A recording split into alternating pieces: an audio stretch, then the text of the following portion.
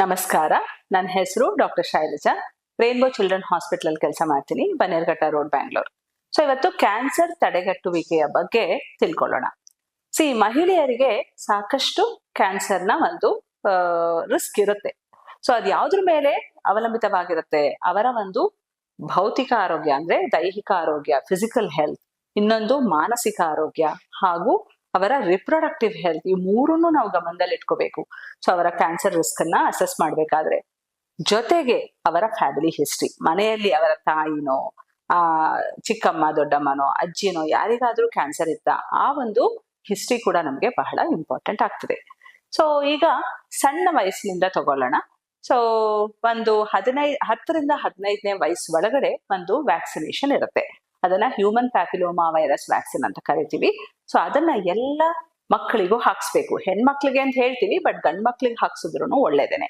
ಯಾತಕ್ಕೆ ಅಂದ್ರೆ human papilloma virus ನಿಂದ ಒಂದಷ್ಟು ಕ್ಯಾನ್ಸರ್ಗಳಾಗ್ತವೆ. ಸರ್ವಿಕ್ಸ್, ವಜೈನಾ, ವಲ್ವಾ, ಏನಸ್, ಓರೋಫೆರಿಂಜಿಯಲ್, ಈ ಕ್ಯಾನ್ಸರ್ಗಳನ್ನ ನಾವು ತಡೆಗಟ್ಟಬೇಕು ಅಂದ್ರೆ ಸೊ HPV ವ್ಯಾಕ್ಸಿನೇಷನ್ ಮುಖ್ಯ. ಸೊ 15ನೇ ವಯಸ್ಸು ಒಳಗಡೆ ಹಾಕ್ಸಿದ್ರೆ ಏನು ಒಂದು ಪ್ರಯೋಜನಕಾರಿ ಅಂದ್ರೆ 2 ಡೋಸ್ ಸಾಕಾಗ್ತದೆ, ದುಡ್ಡು ಉಳಿತದ ನೋಡಿ. 15ನೇ ವಯಸ್ಸು ಕ್ರಾಸ್ ಆಗ್ತಿದ್ದಂಗೆ 3 ಡೋಸ್ ಬೇಕಾಗತ್ತೆ. ಸೊ ಈ ಒಂದು ವ್ಯಾಕ್ಸಿನ್ ನ ಎಲ್ಲರಿಗೂ ಹಾಕ್ಸಿ. ಸೊ ಅದಾದ ನಂತರ ಸಣ್ಣ ವಯಸ್ಸಿನಿಂದ ಮಕ್ಕಳಿಗೆ ಸ್ವಲ್ಪ ಜೀವನ ಶೈಲಿಯ ಬಗ್ಗೆ ಮಾರ್ಗದರ್ಶನ ದೊರಿಬೇಕು. ಅದನ್ನ ಸ್ಕೂಲ್ ನಲ್ಲಿ ಗುರುಗಳು ಕೂಡ ಮಾಡ್ಬೇಕು, ಮನೆಯಲ್ಲಿ ತಂದೆ ತಾಯಿಗಳು ಕೂಡ ಮಾಡ್ಬೇಕು.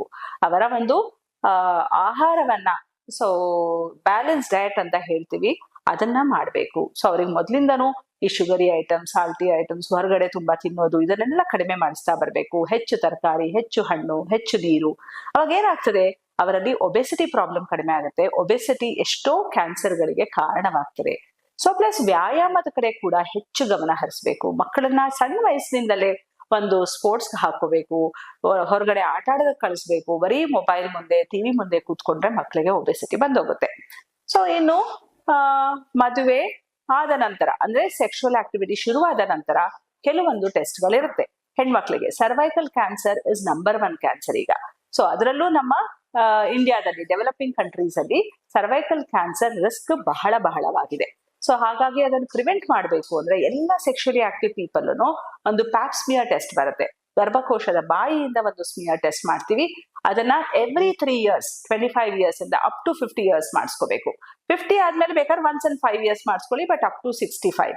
25ನೇ ವಯಸ್ಸಿಂದ 65ನೇ ವಯಸ್ಸವರೆಗೂ ಪ್ಯಾಪ್ ಸ್ಮಿಯರ್ ನ ರೆಗ್ಯುಲರ್ ಆಗಿ ಮಾಡಿಸ್ಕೊಳ್ತಾ ಹೋಗಿ. ಸೆಕ್ಷುಲಿ ಆಕ್ಟಿವ್ ಇದ್ರೆ ಮಾತ್ರ, ಮದ್ವೆನೇ ಆಗಿಲ್ಲ, ಸೆಕ್ಷುಲಿ ಆಕ್ಟಿವ್ ಇಲ್ಲ ಅಂದ್ರೆ ಈ ಟೆಸ್ಟಿನ ಅವಶ್ಯಕತೆ ಬರೋದಿಲ್ಲ.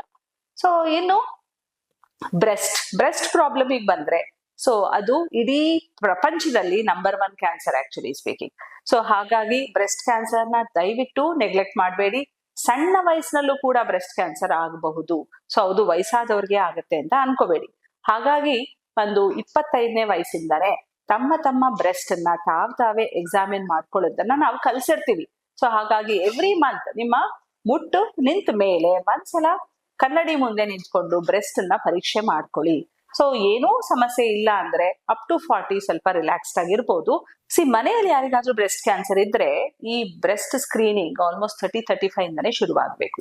ಸೊ 30-35 ಯಾವ ತರ ಬ್ರೆಸ್ಟ್ ಸ್ಕ್ರೀನಿಂಗ್ ಮಾಡಿಸ್ಕೋಬೇಕು? ಬರೀ ಒಂದ್ ಸ್ಕ್ಯಾನಿಂಗ್ ಮಾಡಿಸ್ಕೊಬಿಟ್ರೆ ಅದನ್ನ ಸ್ಕ್ರೀನಿಂಗ್ ಅಂತ ಕರೆಯೋದಕ್ಕೆ ಸಾಧ್ಯ ಇಲ್ಲ. ಮ್ಯಾಮೋಗ್ರಾಮ್ ಅಂತ ಬರುತ್ತೆ, ಬ್ರೆಸ್ಟ್ ಎಕ್ಸ್ರೇ. 40ನೇ ವಯಸ್ಸಿಂದ ಎವ್ರಿ ಇಯರ್ ಅಂದ್ರೆ ಪ್ರತಿ ವರ್ಷವೂ ಇದನ್ನ ಮಾಡಿಸ್ತಾ ಹೋಗ್ಬೇಕಾಗತ್ತೆ. ಸೊ ಇವಾಗ ನಾವು ಪ್ಯಾಪ್ ಸ್ಮಿಯರ್ ನ 65ನೇ ವಯಸ್ಸಿಗೆ ನಿಲ್ಲಿಸ್ಬಿಟ್ವಿ, ಬಟ್ ಈ ಮ್ಯಾಮೋಗ್ರಾಮ್ ನ ಆತರ ನಿಲ್ಸೋದಕ್ಕಾಗಲ್ಲ. ಲೈಫ್ ಲಾಂಗ್ ಅಂದ್ರೆ ಜೀವನ ಪರ್ಯಂತ ಇದನ್ನ ಪ್ರತಿ ವರ್ಷ ಮಾಡಿಸ್ಕೊಳ್ಬೇಕಾಗತ್ತೆ. ಸೊ ಇನ್ನು ಗರ್ಭಕೋಶದ ಕ್ಯಾನ್ಸರ್ಗೆ ಬಂದ್ರೆ, ಸೊ ಇವಾಗ ನಾವ್ ಯಾವ್ದನ್ನ ಮುಗಿಸಿದ್ವಿ? ಸರ್ವೈಕಲ್ ಕ್ಯಾನ್ಸರ್ ಮುಗೀತು, ಬ್ರೆಸ್ಟ್ ಕ್ಯಾನ್ಸರ್ ಮುಗೀತು. ಗರ್ಭಕೋಶದ ಕ್ಯಾನ್ಸರ್ಗೆ ಸ್ಕ್ರೀನಿಂಗ್ ಅಂತ ಏನು ಇರೋದಿಲ್ಲ, ಬಟ್ ಹೆಚ್ಚು ನಿಮಗೆ ಬ್ಲೀಡಿಂಗ್ ಆಗ್ತಾ ಇದ್ರೆ ಮುಟ್ಟಿನ ಸಮಯದಲ್ಲಿ ದಯವಿಟ್ಟು ಅದನ್ನ ಸೊ ನೆಗ್ಲೆಕ್ಟ್ ಮಾಡಬಾರ್ದು. ಸೊ ಇವಾಗ ಬ್ಲೀಡಿಂಗ್ ಹೆಚ್ಚಾಗುವುದಕ್ಕೆ ಸಾಕಷ್ಟು ಕಾರಣಗಳಿರ್ತವೆ, ಆದ್ರೆ ವೈದ್ಯರ ಹತ್ರ ಹೋಗೋವರೆಗೂ ನಿಮಗೆ ಗೊತ್ತಿರಲ್ಲ ಯಾತಕ್ ಆಗ್ತಾ ಇದೆ ಅಂತ. ಸೊ ಇವಾಗ ಹೋದಾಗ ನಾವ್ ಏನ್ ಮಾಡ್ತೀವಿ, ಫಸ್ಟ್ ಹಿಸ್ಟ್ರಿ ತಗೊಳ್ತೀವಿ, ನಂತರ ಒಂದು ಸ್ಕ್ಯಾನ್ ಮಾಡಿ ನೋಡ್ತೀವಿ ಗರ್ಭಕೋಶದ ಲೈನಿಂಗ್ ಏನಾದ್ರೂ ತುಂಬಾ ದಪ್ಪನಾಗಿದ್ಯಾ, ಇಲ್ಲ ನಾರ್ಮಲ್ ಆಗಿದ್ಯಾ, ಇಲ್ಲ ಏನಾದ್ರೂ ಫೈಬ್ರಾಯ್ಡ್ಗಳಿದ್ಯಾ, ಪಾಲಿಪ್ಸ್ ಇದೆಯಾ, ಯಾವ ಕಾರಣದಿಂದ ಆತರ ಆಗ್ತಾ ಇದೆ ಅಂತ. ಅವಾಗ ನಿಮಗೆ ಕೆಲವೊಂದು ಟೆಸ್ಟ್ಗಳನ್ನ ಸಲಹೆ ಕೊಡ್ತೀವಿ.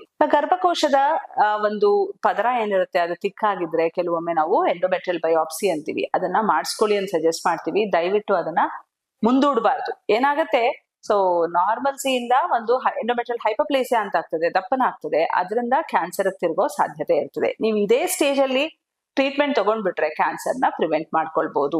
ಸೊ ಹಾಗಾಗಿ ಗರ್ಭಕೋಶದ ಕ್ಯಾನ್ಸರ್ ನಿಮ್ಮ ಬ್ಲೀಡಿಂಗ್ ಪ್ರಾಬ್ಲಮ್ ನ ನೆಗ್ಲೆಕ್ಟ್ ಮಾಡದೇ ಇದ್ರೆ ಖಂಡಿತವಾಗಿಯೂ ನೀವು ಪ್ರಿವೆಂಟ್ ಮಾಡ್ಕೊಳ್ಬಹುದು. ಸೊ ಇನ್ ಮಿಕ್ಕಿದ್ದು ಅಂಡಾಶಯದ ಕ್ಯಾನ್ಸರ್. ಅಂಡಾಶಯದ ಕ್ಯಾನ್ಸರ್ ಫ್ಯಾಮಿಲಿ ಹಿಸ್ಟ್ರಿ ಇದ್ರೆ ಬಹಳ ಬಹಳ ನೀವು ಜಾಗರೂಕರಾಗಿರ್ಬೇಕು. ಸೊ ಎವ್ರಿ ಇಯರ್ ಅಂದ್ರೆ ಪ್ರತಿ ವರ್ಷವೂ ನಿಮ್ಮ ಸ್ಕ್ಯಾನಿಂಗ್ ಮಾಡ್ಕೊಂಡು ಅಂಡಾಶಯ ನಾರ್ಮಲ್ ಸೈಜ್ ಇದೆಯಾ ನೋಡ್ಕೊಳ್ತಾ ಹೋಗ್ಬೇಕು. ಸೊ ಕೆಲವೊಂದು ಬ್ಲಡ್ ಟೆಸ್ಟ್ ಬರುತ್ತೆ CA-125 ಅಂತ, ಬಟ್ ಅದು ರುಟೀನ್ ಆಗಿ ಎಲ್ಲರೂ ಮಾಡಿಸ್ಬೇಕು ಅಂತಿಲ್ಲ. ಅವಶ್ಯಕತೆ ಬಿದ್ದರೆ ಡಾಕ್ಟರ್ ಹೇಳ್ತಾರೆ ನಿಮಗೆ, ಆ ಟೈಮಲ್ಲಿ ಮಾಡಿಸ್ಕೊಂಡ್ರೆ ಸಾಕಾಗ್ತದೆ. ಸೊ ಇವಾಗ ಕೆಲವರು ಗರ್ಭಕೋಶ ತೆಗೆಸ್ಕೊಂಡಿರ್ತೀರಾ, ಅಂಡಾಶಯವನ್ನ ಉಳಿಸ್ಕೊಂಡಿರ್ತೀರಾ, ಅದಾದ್ಮೇಲೆ ಆ ಅಂಡಾಶಯದ ಬಗ್ಗೆ ಮರ್ತೇ ಬಿಡ್ತೀರಾ. ಅದಾಗಬಾರ್ದು. ಸೊ ಏನಾಗುತ್ತೆ, ನೀವು ಒಂದು 5 ವರ್ಷ 10 ವರ್ಷ ಬಿಟ್ಕೊಂಡು ಬಂದಾಗ ಆ ಅಂಡಾಶಯದ ಕ್ಯಾನ್ಸರ್ ಬಹಳ ಅಡ್ವಾನ್ಸ್ ಸ್ಟೇಜ್ ಅಲ್ಲಿ ಇರುತ್ತೆ. ಆ ತರ ಮಾಡ್ಕೋಬೇಡಿ. ಸೊ 40 ವರ್ಷ ಆದ್ಮೇಲೆ ಬ್ರೆಸ್ಟ್ ಎಕ್ಸ್ರೇ ಜೊತೆಗೆ ಅಬ್ಡೋಮೆನ್ ಸ್ಕ್ಯಾನ್ ಅಂದ್ರೆ ನಿಮ್ಮ ಗರ್ಭಕೋಶ ಅಂಡಾಶಯನ ಸ್ಕ್ಯಾನ್ ಕೂಡ ಮಾಡಿಸ್ಕೊಳ್ಳಿ. ಅವಾಗ ಪ್ರತಿಯೊಂದು ಕ್ಯಾನ್ಸರ್ನು ನೀವು ಬಹಳ ಬಹಳ ಅಚ್ಚುಕಟ್ಟಾಗಿ ಪ್ರಿವೆಂಟ್ ಮಾಡ್ಕೊಳ್ಬಹುದು.